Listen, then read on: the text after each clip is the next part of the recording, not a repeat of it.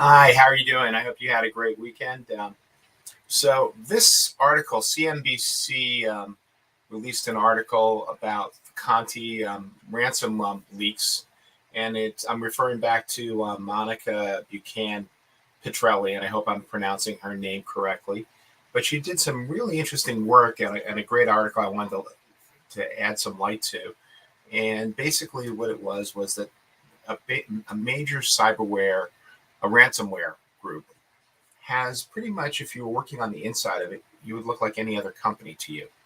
Um, as a matter of fact, based on some of the documents that have been leaked, and we'll talk a little bit about that, um, cybersecurity experts believe that some of the workers were told that they were working for an ad company and were likely completely unaware of the criminal nature of the work that they were doing.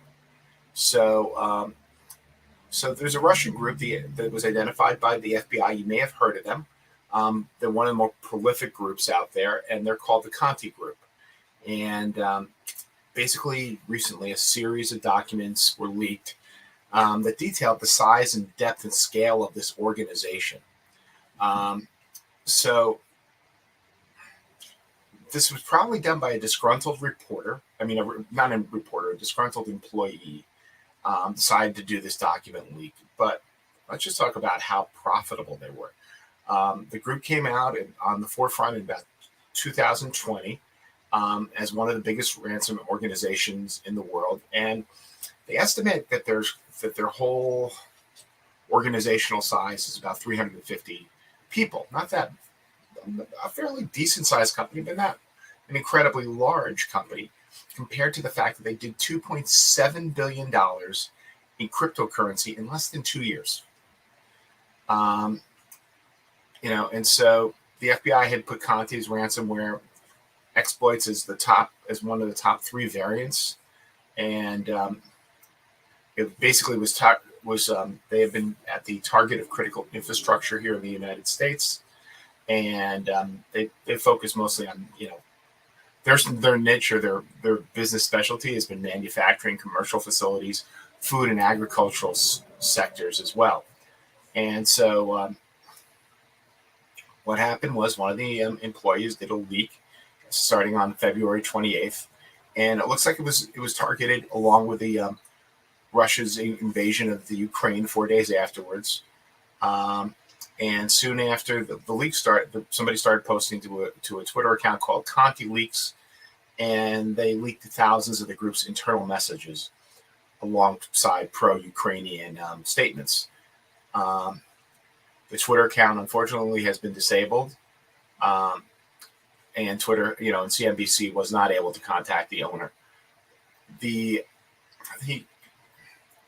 So what's really interesting about this is the hierarchy of this organization. So they had things from internally. If you didn't know, they would do things like the employee of the month. Some, the salaried workers, and these guys are working in Russia where the cost of living is a lot lower, but the salaried workers were paid in Bitcoin, plus performance reviews and training opportunities like you do in any large organization. Some of the more prized higher roles in the company were negotiators. These are the people who would be, talking to the other side once a ransomware was placed in there, and they were paid 0.5% to 1% of the ransom. So the average ransom right now is about $75,000. So they were getting, about $7,500, anywhere from $4,000 to $7,500 per ransom. And they had an employee referral program with bonuses for employees who recruited others to work for them at least a month. And the employee of the month earns a bonus equal to half their salary. And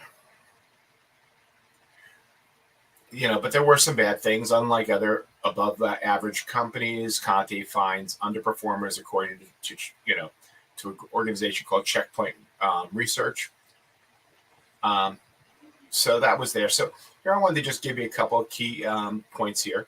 The huge leak of the internal documents thought to be an act of revenge over Conti's pro-Russian stance.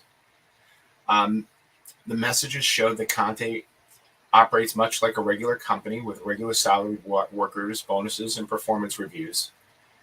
And, and a lot of the people working there don't know who they're working for and what they were doing. As far as that was concerned, they thought they were working for a legitimate company. Conte is still, because they operate in Russia, there is a strong belief that they might be working, the Russian government might be supporting them or protecting them. We don't have an absolute on that, so I can't say one way or another. It's certainly suspect to it, and it wouldn't be surprising.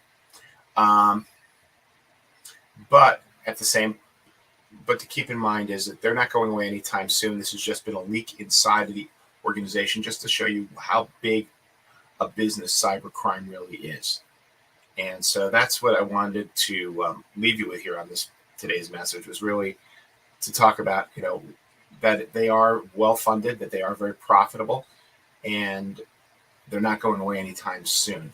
So, if you need some help, a lot of these exploits that they do, with good cyber hygiene and good cybersecurity frameworks, really can minimize your impact or potential exposure to these type of organizations.